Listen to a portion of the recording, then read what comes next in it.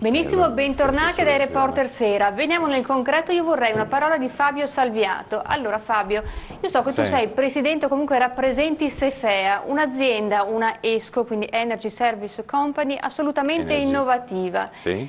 Perché vorrei che questo esempio ne parlassimo e capissimo perché un settore come il risparmio energetico oggi può essere un'opportunità per i giovani, per il Paese, e in che modo poi questa ESCO sia effettivamente innovativa. Sì, la questione del risparmio energetico naturalmente è centrale, è importante. Noi come Federazione Europea, la FEBE ha dato vita a una finanziaria europea, non è una banca europea ma è una finanziaria europea, e la cosa importante è che la sede di questa finanziaria europea, anche grazie a Banca Etica, sia a Padova. Questa finanziaria europea ha dato vita ad una Energy Saving, a una ESCO, Sefea Energy, quindi abbiamo messo insieme l'attività finanziaria con il risparmio energetico e con un partner industriale. Intanto stiamo intervenendo sulle lampade a LED, ma però il risparmio energetico è sul risparmio energetico in generale. Allora, sappiamo bene che i tedeschi nei 10 anni passati hanno creato più di 1 milione di posti di lavoro con l'indotto sul fotovoltaico. Oggi il fotovoltaico, non avendo più incentivi, diciamo, non è in qualche maniera remunerativo. Stanno però arrivando tutta una serie di altre attività e comunque il risparmio energetico è incentivante, come dicevo prima, dagli edifici, dagli infissi, dagli isolanti, eccetera, eccetera. E facciamo solo un esempio anche di carattere economico. Mediamente, e qui ci sono dati della Comunità Europea, una famiglia italiana spende 2.000 euro all'anno di energia, di riscaldamento, una famiglia tedesca ne spende 500, dove è più freddo. Ora, certo, chiaramente facendo certi tipi di interventi... Per arrivare a spenderne 500 devo fare degli interventi costosi su palazzi vecchi. Che come è possibile in questo momento anche le pubbliche amministrazioni, che sono in difficoltà perché il bilancio anche nel pubblico sappiamo qual è, affrontare degli ingenti investimenti di questo tipo? Ma appunto per questo sulle pubbliche amministrazioni le ESCO sono fondamentali, nel senso che fanno l'intervento e alla pubblica amministrazione, per esempio il Comune di Padova sull'illuminazione spende 17 milioni di euro, con un intervento, diciamo con una ESCO, con il risparmio energetico, con le lampade a LED. Se tutta l'illuminazione fosse a lampada a LED sarebbe un risparmio dell'85%. Questo lo può fare una ESCO se il Comune non ha i soldi.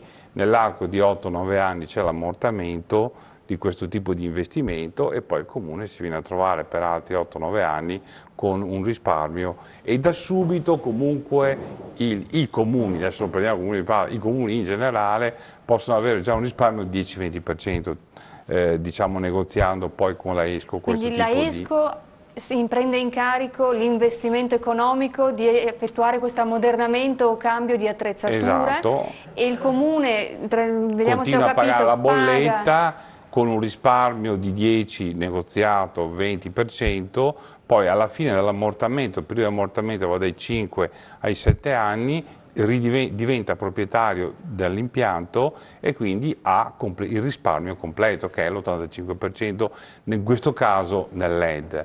Però i risparmi energetici sono, appunto, c'è la geotermia, ci sono altri tipi, cioè l'Italia è proprio un paese che potrebbe ottenere un beneficio con un investimento che è incredibile. Poi ricordiamo una cosa, la Comunità Europea ha stabilito che entro il 2018, quindi non ci vuole molto, tutti i nuovi edifici che verranno costruiti devono essere grosso modo di emissioni zero.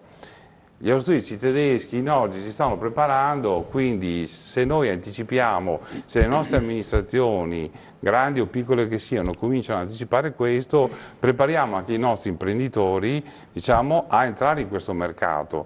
Se no poi nel 2018-2019 dovremo chiamare gli austriaci tedeschi a venirci a fare l'impianto. Questo è uno dei tanti casi. Sarebbe bello che fossimo noi ad andare in Germania a fare l'impianto ai tedeschi. Noi potremo, anticipando, chiedendo all'amministrazione se anticipa una cosa di questo tipo, tanto di case non se ne costruiscono mica molto in questo periodo, ecco, intanto nuove, sto dicendo, certo. Ecco, da questo punto di vista, e cominciamo anche un'operazione di ristrutturazione. Questo crea nuova occupazione. Se posso aggiungere, l'intervento anche del vice sindaco, che è importante. Prego. È importante in questa fase, con l'entusiasmo, anche fare filiera, cioè nel senso che i giovani, che sono un po' una generazione come tutti disorientati, possono andare appunto all'ufficio, al San Gaetano, eccetera, eccetera.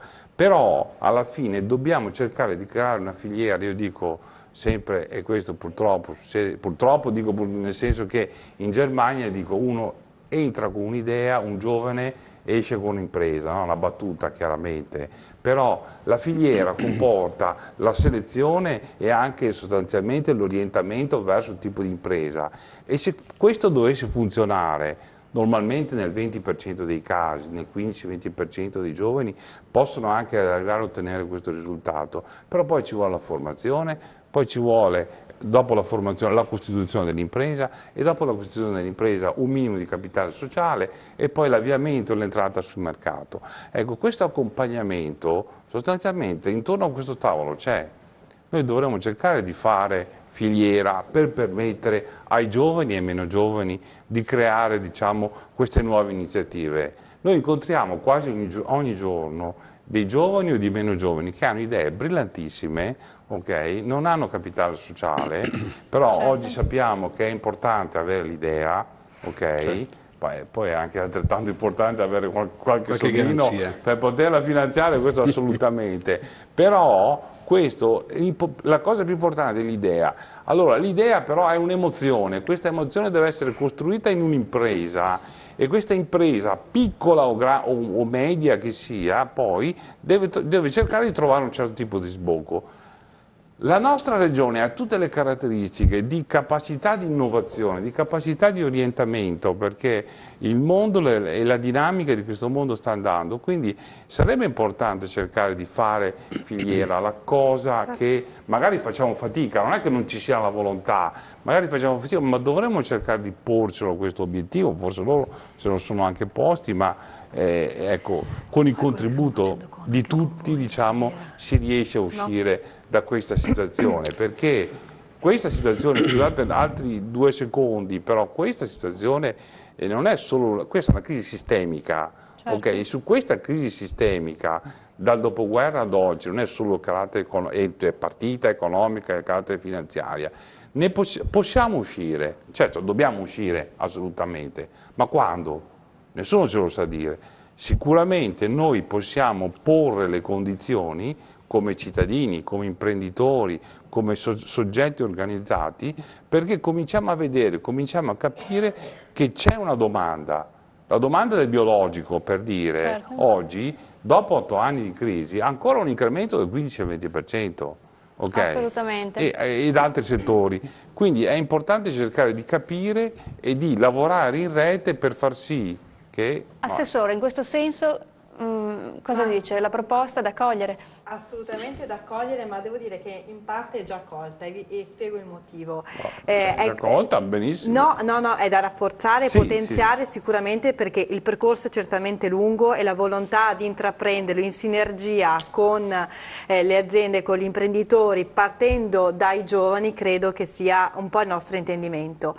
Ci troviamo di fronte ad una generazione che è giustamente disorientata, ma sfiduciata certamente, ma ha la voglia di rimboccarsi le maniche. Io l'ho chiamata un po' la generazione merito, ed è quella a cui comunque intendo dare spazio e sostegno concreto. L'amministrazione ha il dovere di offrire gli strumenti a questi giovani. L'assessorato mette a disposizione degli strumenti ai quali anche questi giovani si possono appigliare, come anche attraverso la costituzione di una rete fattiva con gli imprenditori. È quello che per esempio abbiamo fatto per la prima volta, stipulando un protocollo d'intesa anche con Confindustria Giovani, di cui il dottor Corsano è qui rappresentante, proprio per dimostrare la volontà concreta di dare degli strumenti tra il mondo amministrativo, il mondo delle istituzioni e il mondo imprenditoriale, garantendo anche tutte le possibilità di raccordo anche del mondo della formazione col mondo del lavoro, renderlo ancora più concreto, tutte le opportunità che anche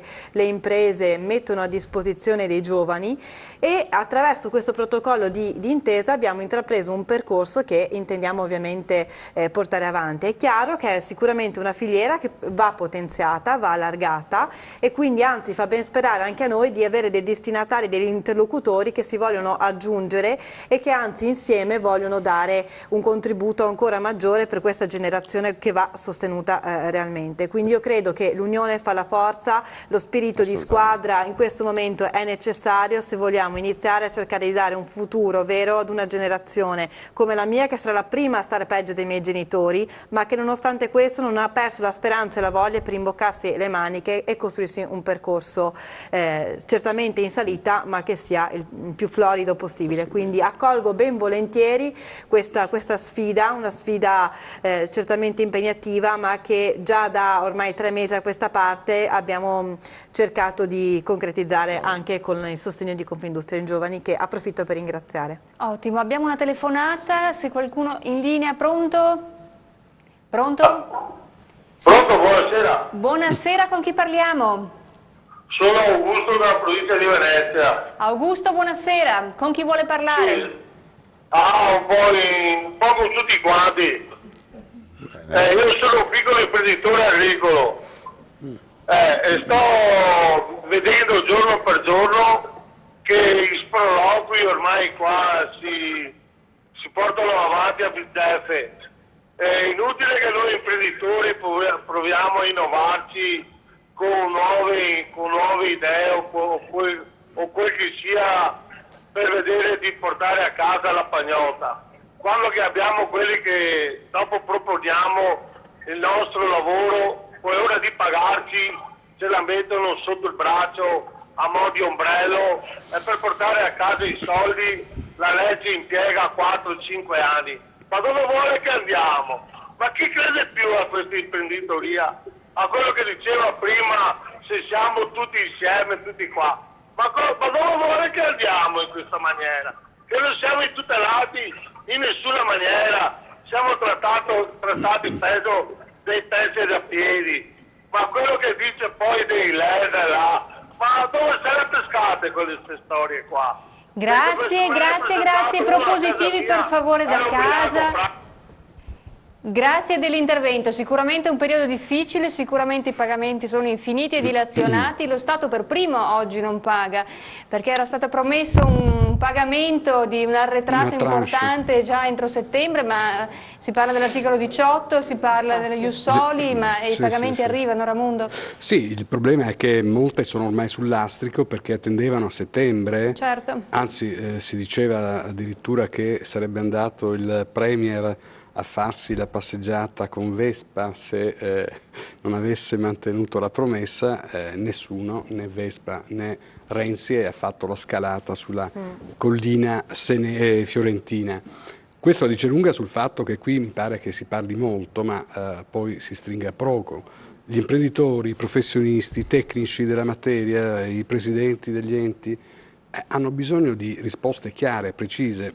Mi viene il dubbio di pensare che quando uno ha una bella idea in Italia, ottima, no? Quella che diceva il Presidente Salviato piuttosto che il Vice Sindaco, ma il problema è che poi quando si scontra con la burocrazia, io lo vedo ogni giorno, quando vengono da noi piangono, perché tu hai 11 controlli al giorno, hai 25 adempimenti che devi fare, adesso ci sono delle scadenze pazzesche, tra novembre e dicembre soltanto a Padova, ma non c'entra niente il comune, c'entra la tassazione nazionale e quella locale, si andranno a pagare circa 2 miliardi di euro. Che sembra banale, ma contribuenti, cittadini, imprese, le tasse le pagano in tempo reale, lo Stato però da parte sua le forniture no. Ecco, allora, questo lo dice lunga sul fatto che poi manca la liquidità, quando manca la liquidità si deprimono i consumi, quando i consumi non vanno bene le aziende chiudono, i supermercati vanno male, insomma i centri commerciali iniziano già ad avere qualche piccolo problema.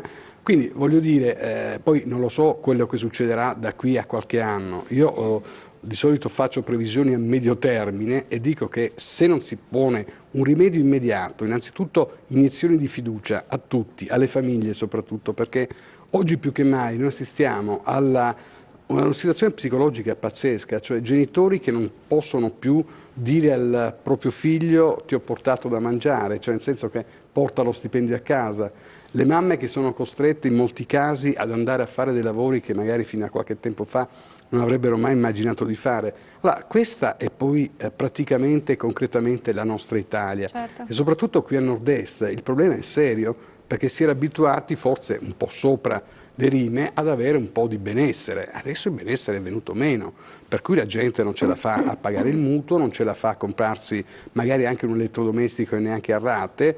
Ecco, vorrei soltanto dire che la trovata, virgolettata la dico io, del Premier di dire vabbè, tu fai tutto un procedimento via internet, ti accreditiamo al Ministero, al MEF del Tesoro per ottenere il credito che tu avanzi dall'amministrazione pubblica, benissimo, al di là che l'imprenditore deve comunque stare con la burocrazia, cioè io avanzo un credito, devo andare a fare il giro di 5 parrocchie per ottenere i soldi che sono comunque miei. Ma al di là di questo, che non è trascurabile in Italia come fenomeno pazzesco, delinquenziale direi dal punto di vista proprio statuale, e il dramma è questo, che nel momento in cui tu anche avessi la possibilità di riscuotere qualcosa andando in banca, la banca ti anticipa il fondo e tu devi pagare gli interessi, cioè non è che la banca te li dà gratis. Allora, com'è possibile che io avanzo, non so, 10.000 euro dall'ASL, vado in banca per farmi avere 80 magari per cento, quindi 8.000 euro, su quelli devo pagare gli interessi e attenzione, il Premier non lo dice, il governo non lo dice, gli economisti diciamo di un certo tipo non lo dicono, lo dico io, nel momento in cui tu vai a fare il prestito anche su quel credito che era tuo, tu vai subito segnalato alla centrale rischi, perché nel momento in cui io vado a chiedere un prestito, perché quello è un prestito, certo, è un'anticipazione, tu sei già segnalato, quindi a quel punto appena ti muovi, boom, ti arrivano addosso, e questa è la situazione. Quindi bisogna raccontare le cose concretamente in Italia e seriamente, cioè ci vogliono persone che sappiano dalla mattina alla sera cosa succede nel mondo delle aziende, nel mondo delle imprese, nel mondo della società civile, altrimenti raccontiamo veramente favole. Continuiamo, 2 minuti di pubblicità, a tra poco.